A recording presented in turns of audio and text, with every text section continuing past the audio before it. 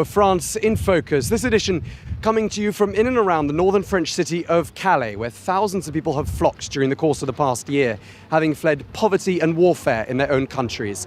We're in a place dubbed the jungle by the media, but for many people, this isn't their final destination. That's over there, across the channel in the United Kingdom.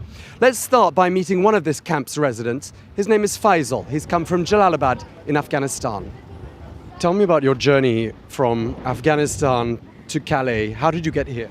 It's really hard, the situation. As everybody knows, you have to cross the seas, the borders, the fences, and you have to walk, trained with hunger, no food.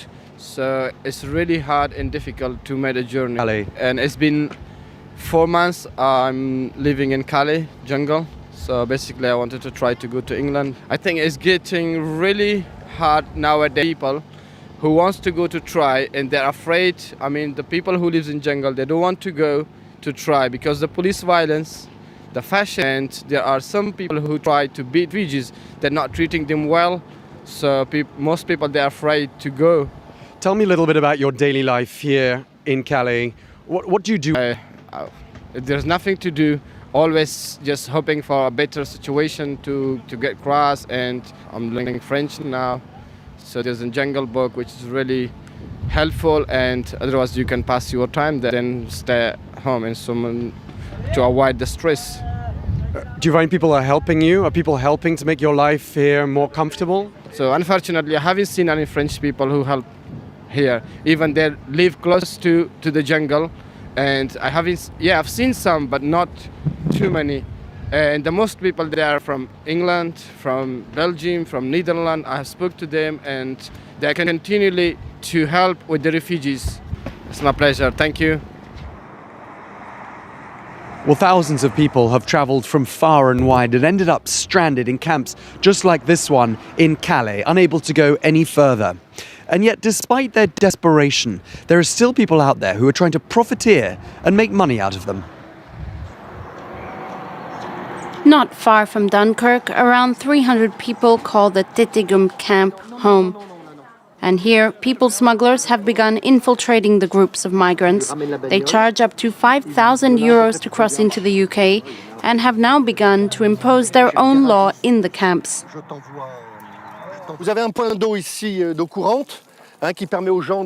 There's this water fountain with drinking water to cater for migrants' basic needs. Some of them came to thank us but said, "Thank you, it's really helped, but you should know that now we are obliged to pay to stay in this camp." People smugglers have begun charging migrants rent to stay on the camp, between 5 and 10 euros per person per night, the mayor says. But some migrants are too scared to talk about it, especially in the presence of the people smugglers. One man agreed to be filmed anonymously. You have to pay. If you don't pay, they don't let you to stay there. Okay. Did you pay them to help you to pay? Of course. How much do you pay? £2,000. If they don't like people, they hit them, Yeah, it's too dangerous, yeah? Also, they have guns, you don't know what to do. From Tetegum to Calais, people smuggler networks are prospering in the misery of the migrants. Last year, 21 networks were shut down. The problem for authorities is knowing who's a migrant and who's part of a people smuggler network. In Tetegum, to get rid of the human traffickers, the mayor found only one solution. He'll be closing the camp at the end of winter. For business owners here in Calais, the migrant crisis has had a very clear impact on the local economy, with shops and restaurants feeling the effects of a sharp decrease in visitor numbers. Well, Calais was once a popular destination for people from across the Channel, but now it's become a place that's increasingly associated with illegal encampments. They live right outside the so-called jungle and they don't like it. When these residents bought their homes, Calais was a quiet town, not a place known for its migrant camp, which they say makes their neighborhood insecure and dirty. There's trash on the road all the way to the sports store. We'll get rats and other animals, and it's going to be worse in the summer. It destroys our neighborhood. No one wants to buy our houses. Few migrants come to Calais' historic center, but its businesses, restaurants and bars are all empty. In the northern town, 16% of adults are already unemployed. And the crisis could destroy about 1,000 other jobs. It's not the migrants' fault. We've had migrants for 15 years in Calais. It's the city's image that's the problem. The camp, the jungle, the slum isn't being managed. It gives us a bad name. This is what happens next to their homes every day. Migrants break into trucks hoping to illegally cross the border into England, their destination.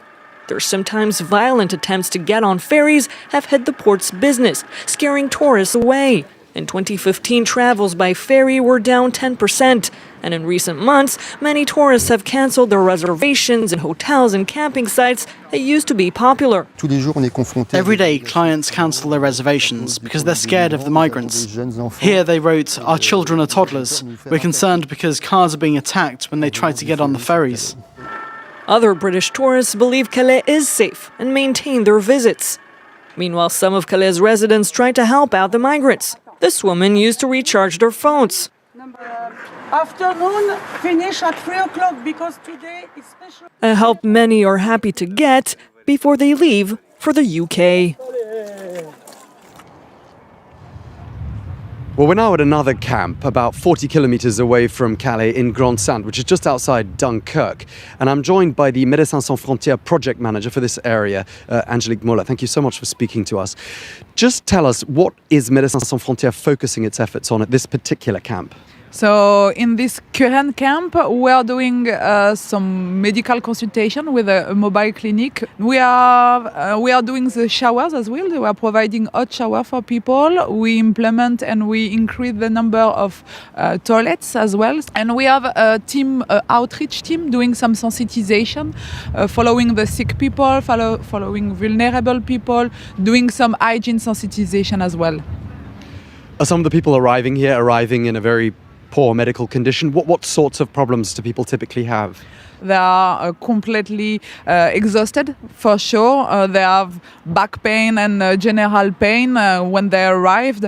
After that, linked to all this condition of weather, and you can see the mud everywhere, you can see the water even in the tent. So they are getting finally sick and they are coughing, they have some fever, they have all this respiratory tract infection, and they are not cured because still with this weather, and you have some scabies as well inside.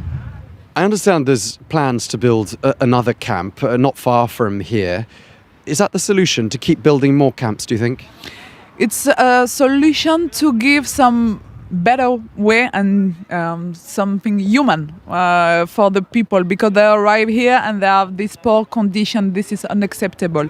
So it's an objective to provide a good place to be and to set and to have a good hygiene. But this is not the solution to solve all the problem. The solution should be handled in terms of government, in terms of Europe, in terms of asylum, to have more information for them, in terms personally, to have information for asking some asylum here in UK or everywhere. Okay, well, thank you so much for speaking to us, Angelique Muller from Médecins Sans Frontières. Thank you. Well, as we heard there are plans to build more camps in the area. But one of the other ways in which the authorities are trying to relieve the pressure on camps like this one, which are overflowing with people, is by offering people the chance to seek asylum and to remain here in France. The high fences and tight security seem to discourage attempts to leave, but sprawling camp in Calais can't accommodate its thousands of residents. So authorities here are trying a new solution, convincing migrants to give up their dream of crossing the Channel and make a new life in France. You've already made your way across Sudan, Libya, the Mediterranean, then Italy. You've been here for 2 or 3 months now. You deserve to be sheltered in a warm, dry place where you can eat, sleep, and really think about what you want to do next. If you apply for asylum in France, if you ask for protection, you could be granted asylum in a few weeks. But their mission isn't as easy as it might seem. Everyone here wants to join family members in England. No one has family here in France. That's why we can't stay here. It's also very difficult to find work here. With an unemployment rate above 10% and notoriously complicated labour laws, France poses problems for many of the migrants who think the UK would offer an easier transition. About 90% of the 4,000 people in the Calais jungle are believed to be eligible for asylum, having fled violence or persecution. As more European countries shut their borders and tighten controls, many see this approach as a paradox. No, it's not that. The asylum situation in France is nothing like that in Germany. Last year we had 80,000 requests for asylum. In Germany they had 1 million. It's not at all the same. Calais is unique. People cannot go to the UK because authorities there don't want to accept them. The situation here requires us to make extra effort. Each week, representatives from the Office for the Protection of Refugees and the Stateless come back to make their pitch, with some successes. He says he does want to stay in France. He's already asked for asylum, and he has an appointment in 3 days. He says he's ready. He's ready today. Since October, some 500 families have applied for French asylum and left the jungle. Well, this is where we leave you for this edition of France in Focus. Thank you very much for watching, and see you again soon here